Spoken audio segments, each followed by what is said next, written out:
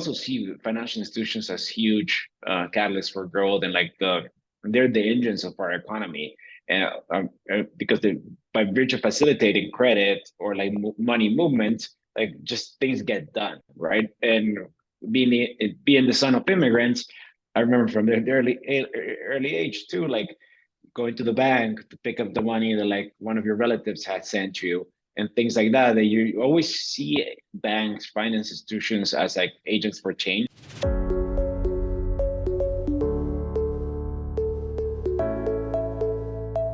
Welcome to another amazing episode of the Tech Business Roundtable podcast, brought to you by Equa.tech, the leader in digital marketing for tech companies. We want to first take a moment to thank you for sharing this podcast with your friends and on social media and helping us grow week after week. Meet our host of today's TBR episode, Ryan Davies. Ryan is the Director of Marketing of Equa.tech and is a dynamic leader in driving business transformation through technology. Over to you, Ryan. Welcome, everyone, to the Tech Business Roundtable podcast show. This is a podcast show dedicated to shining a spotlight on tech innovators, entrepreneurs, founders, and the compelling narratives behind the movements they've established.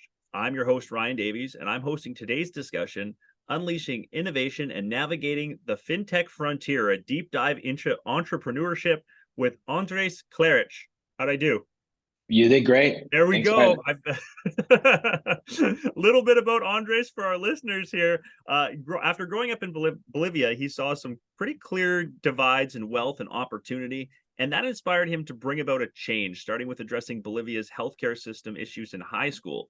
After studying at the University of Pennsylvania, it opened his eyes further, and he dove into the world of finance, working with some absolute behemoth giants like Goldman Sachs and Credit Suisse. He learned about global finance and has always been picturing, keeping in mind the bigger picture. After Harvard Business School, he defined his direction even a little bit more, and the need for purpose in business really became his personal philosophy. After transitioning to a couple of different capital groups to work with, he built Fuse Finance. And as the CEO and founder of Fuse, he is building the future of loan originations and how to reshape finance. Andres, anything I missed there to add to that? I see also that you've got a big a Formula One love affair. So are you following it in Vegas this weekend? Yeah, I have family in Vegas. My sister's actually there for the race.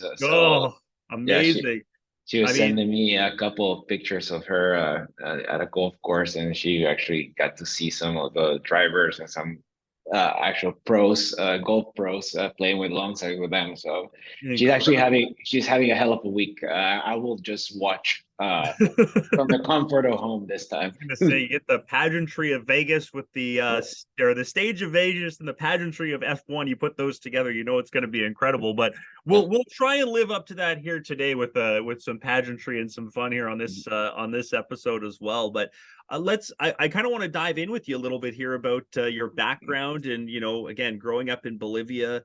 How you kind of saw and see now the financial system and what's led you to this path. For me, like from an early age, I mean, Bolivia, like in the 80s, underwent what was called, like at that time, shock therapy, right? Like we had hyperinflation, so and the government had to do plenty of things, right? Banks were going bankrupt. So I grew up with parents that had lived that, and I kind of grew up with that experience of like seeing bank runs, that kind of stuff. So I saw a pretty unstable banking system, came to America and saw the same thing kind of at a much more global effect, like seeing the '08 crisis unfold and like how that scars you as a teenager, early 20s guy, kind of seeing that sort of crisis unfold and like pretty much like questioning what's going to happen with the system. Conversely, I also see financial institutions as huge catalysts for growth, and like they're the engines of our economy. And because by virtue of facilitating credit or like money movement, like just things get done, right? And being the son of immigrants, I remember from the early age too, like going to the bank to pick up the money that like one of your relatives had sent you, and things like that. That you always see banks, finance institutions as like agents for change, and actually not necessarily the way that sometimes they get depicted in the media as complete negatives. I always saw them as like this wonderful place where you could get a loan, you could get money, you could put the money that you earn through the day. So when the opportunity came up to be part of the system, and also now at Fuse change it and make it even more efficient, I always thought that like the mission really aligned with like that kind of DNA that and relationship that I had established with financial institutions as a whole. That's amazing. I mean, that's a great inspiration story, right? Of kind of what got you here to start your own company, not like to expand off of what you were doing and do this with Fuse particularly. What kind of unique value do you believe that you bring to the market from that perspective, and how have you been able to do so? Yeah, at a macro level, there's like the mission and the vision. I think like the utility that you bring to the lenders, the value proposition is quite simple. It's you become much more digitally native. You allow them to like access tech tools that today like they need to pretty much stand in line to get from their current providers or vendors. Second is we are facilitating the interaction between technical teams and non-technical teams, meaning engineers do not need to do any more things that are just kind of less hot changes, less things that like kind of annoy them and distract them from bigger strategy type of goals. And the business teams can do stuff that today was left kind of in the zeros and ones type of world, right? Like the coding world. They do not need to code changes. They can do rate changes, change underwriting tools, and do it in something that it visualizes and looks much more like an Excel or decision trees that they understand, versus kind of that world that was far removed from them. That was the coding world, right? Via low code, no code tools. And last but not least, the third thing we give them is dashboards, meaning like whatever they see on their day-to-day basis reflects their nature, seniority, and like kind of responsibilities of the role, and not just a kitchen sink that it's very difficult to understand with the multiple tabs. It's more like, hey, if your job is to do XYZ, then like your screen should just be XYZ. It shouldn't be like all the ABC or all the alphabet of things they needed to do. So that's kind of like what the value prop for the lenders. I think what inspires me as a founder, kind of like my ulterior motive, so to speak, is I want to help lenders reduce their cost of operations. If you reduce the cost of operations and turn them into much more efficient machines, ultimately that means that lender is going to have the possibility of issuing more loans. If they issue more loans, like that business owner that today is being denied is going to be said yes. That student is going to get that student loan to go to college. So like that and a more efficient lender translates into more loans for folks. More folks means like more of that flywheel into the economy. And you touched on this there already about how this is a really rapidly changing and ever evolving landscape, right? Like it goes from, as you said, where you had to be in line still, do a lot of face-to-face stuff, and quickly it's evolving into automation, into some things that you can create efficiencies for. Can you share some insights on the importance of being able to adapt to these technological advancements and staying ahead of that curve in fintech, and how you've been able to do so? Absolutely, like the fintech, especially like the newcomer startups, like do not have the kind of they have their weaknesses, they have their strengths. They can move faster, right? Like they do not have a branch network that they are going to cannibalize, right? Or at least that's not at top of mind. They don't need to think about, hey, if I bring everyone, what am I going to do with my physical footprint, right? And banks conversely have that physical footprint that like, hey, you actually have an advantage of being top of mind for that particular borrower or banking customer, that like they go a couple times a year stop with you, but like you're asking them to fill out the very cumbersome forms, right? Like why don't you make that human interaction that you're having much more meaningful, right? Reduce keystrokes, things like that, and like help them turn what today is perceived as a cost or like a perceived like weakness as an actual strength, right?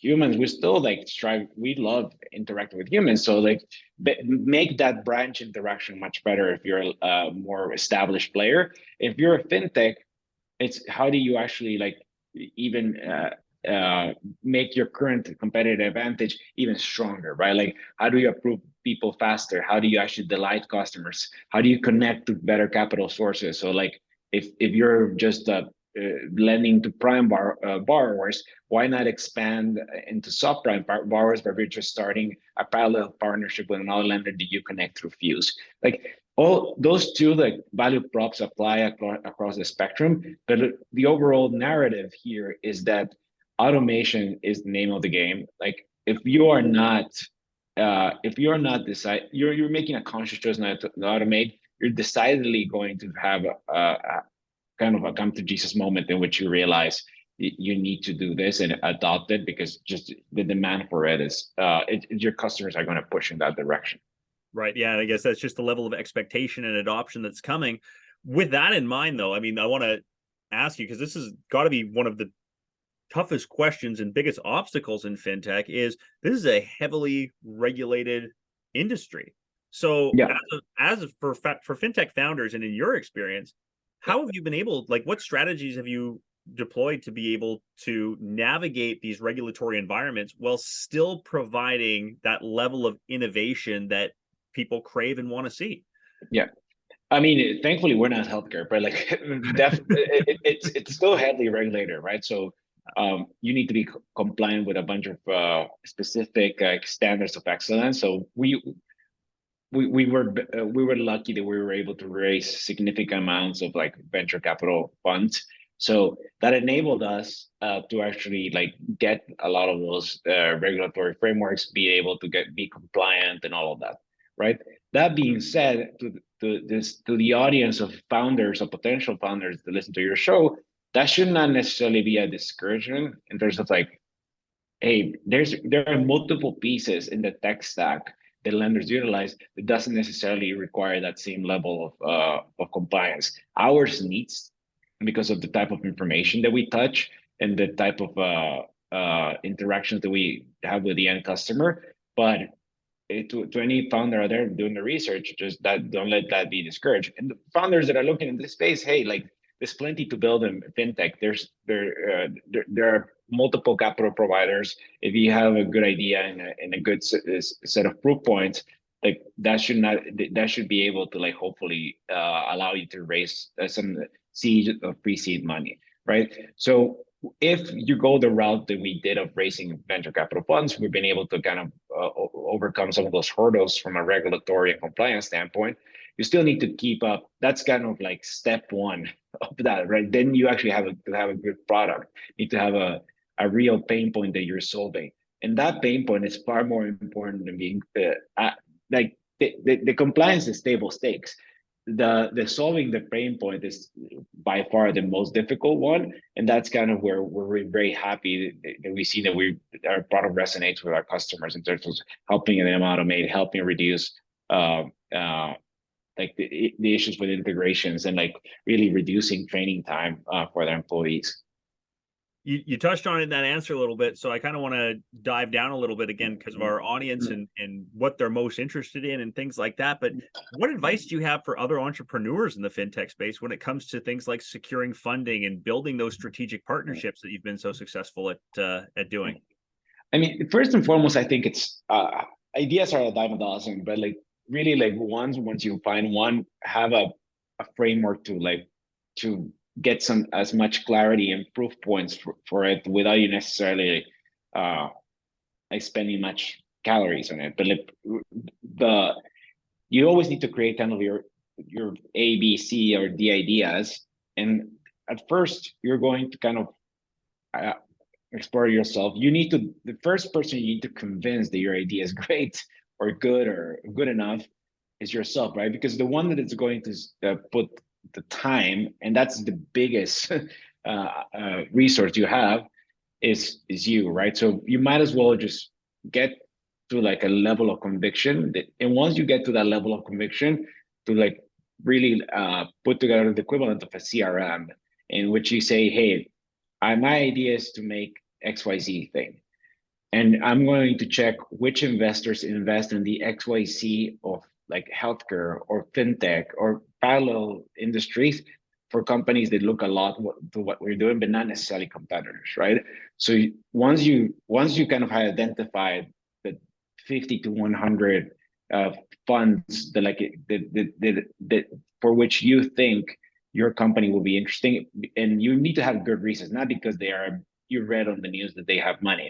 It needs to be along the lines of like, this fund has invested in this idea that looks very similar, but in a different industry.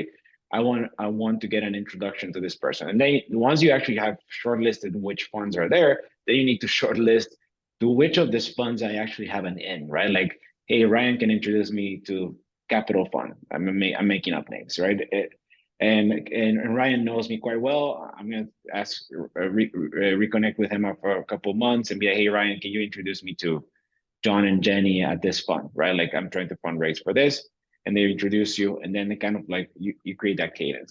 You of course need to kind of, there's an entire playbook to this, right? But you probably want to spend like 4 to 6 weeks just really studying that entire set of customers, because you need to see the venture capitalists as your customers too in the very beginning, right? Like, they're in the market for good ideas. Yep. So you need to sell your idea and kind of expect that, like, when you're trying to fundraise, it's going to take a couple weeks, if not months, depending on how complex and how much capital you need to raise. But kind of create a time window, right? Like, I'm going to raise XYZ capital in this amount of weeks or months, and communicate that to the market, have a clear deck. I think Y Combinator does a much better job than I do here in terms of explaining that step-by-step motion and the clarity of thought that you need to put into those presentations. But what I'm sharing here is what we did, right? And we used a lot of Y Combinator's guidance in terms of like how we initiate as a baseline, and of course then you add based on your personality, like who your co-founder is, just the storytelling component, and also where you're based, right? Like, if you're in the coastal US, there are way more venture capital funds there, so you can perhaps meet them in person, have coffee, so things like that. I hope that answers your question. Oh, that was incredible. I mean, I just makes me want to dive into more for another episode where we talk about just that, because I think we could do it. But also, you just kind of shared a little bit about, I guess, breadcrumbs of some of the successes or milestones that probably your company achieved without getting into the specifics. But do you have any examples you'd like to share about any successes or milestones that you've achieved, and sort of the lessons that came out of that you can share for our listeners? I mean, for me, like, the biggest success is just like facilitating, making it easier for our customers to like really adopt technology, right? So big numbers, right? Like 95% of our reduction in integration time, 80% of tasks being automated, like versus like the baseline of zero. The no training needed, and for the most part, to adopt our dashboards. Those are like the things that we feel proud of. Of course, raising capital is a very happy moment, and we raised over $10 million of capital, but the capital is just the facilitator, right? It's kind of like, money doesn't buy happiness, but it helps a lot. Same thing, right? Like, the raising money doesn't buy you success, but it gives you a very good shot at really kind of trying to like really executing your vision. So I would say first, what we're doing in terms of customers. Second, I would put it pretty much everything second, but I would, in terms of like level of happiness, and I would say at the same level, like just being able to put together a team with an amazing culture that really like strives for excellence to like make our customers satisfied, right? Like those three elements, if you have them right, the mojo in the organization is excellent, right? There's just, they kind of feed off each other, and makes you really look forward to Monday if you didn't work on the weekend, or just never have weekends like Sunday scaries. I think I can answer for most of our employees in that. I would say that we love what we do. We really bring our A game all the time, and we're here to win it. And I'd be very proud of what we do if we don't. I was gonna say, you're a founder in fintech, and you're in a growing business. You don't get weekends off. You don't get to pretend. You're the guy who works all weekend too. But when you're talking about building that team, how do you approach building and leading a team in the fintech industry? Like, what qualities do you look for when you're hiring for your company? You want diversity of thought, right? Like, but you want, in terms of like people that are willing to dissent with you, but because they've been thoughtful, not just for the sake of being a contrarian, right? Uh, Yeah. yeah, they actually have that perspective. You want those people that match you with the energy in terms of like hard work and commitment. That people that deliver is what you want, right? Like people that are willing to put the hours, but like also work smart. Like it's not necessarily you need to really.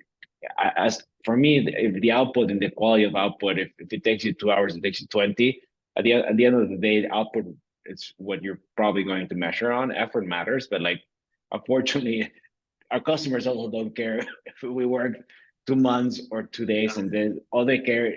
So you need to kind of translate that in a compassionate way to your employees, but also kind of have that high standard for everyone else.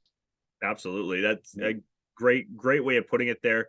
For, you know, let's talk a little bit here as we're kind of coming to a close about how you see the future of fintech evolving. You talked about kind of automation and efficiencies being still the focus, I think, but it almost, as you mentioned, it's kind of like table stakes at these days. If you're not doing that, you're going to be a legacy dinosaur. But from the other side of that, are there other emerging trends in fintech that business leaders should be aware of, or are there areas that it's kind of pivoting to, or is it still really all in on that? How can we create more efficiencies and digitize more of the industry? Yeah, I mean, banking course, they're definitely going to. I mean, there's so much stuff that's still on frame at banks that is definitely going to have its own process of disruption there. I would say like how we even think about payments, right?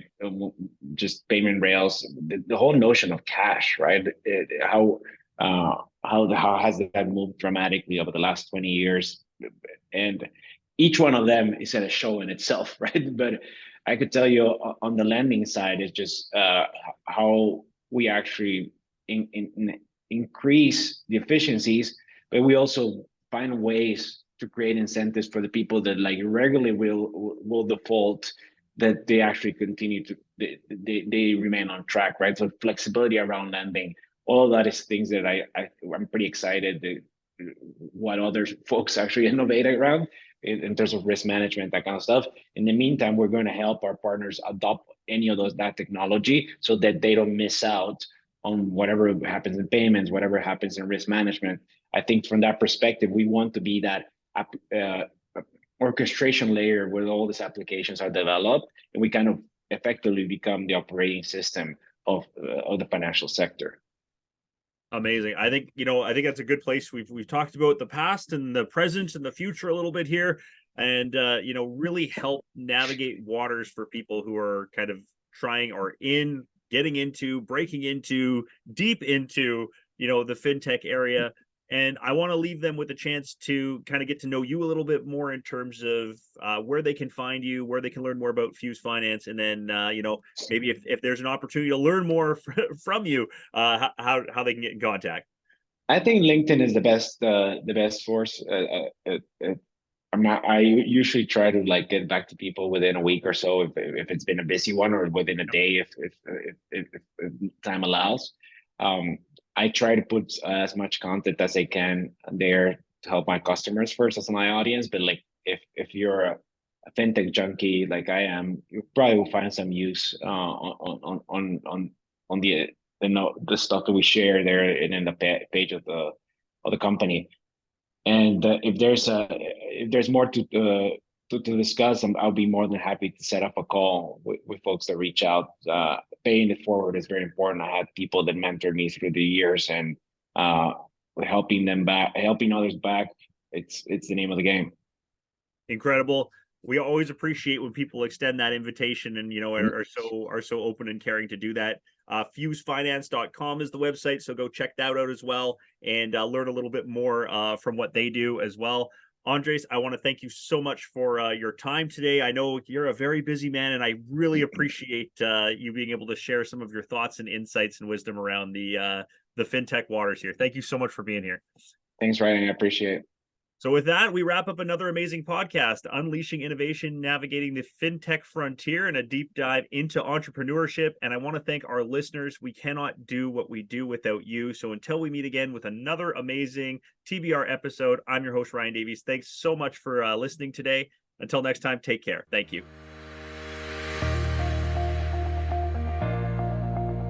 Thank you, Ryan, for this amazing episode. Thank you for joining us on the Tech Business Roundtable podcast.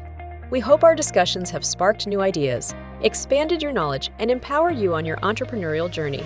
Don't forget to hit that subscribe button and write us a positive review. Thank you for listening to the Tech Business Roundtable podcast show.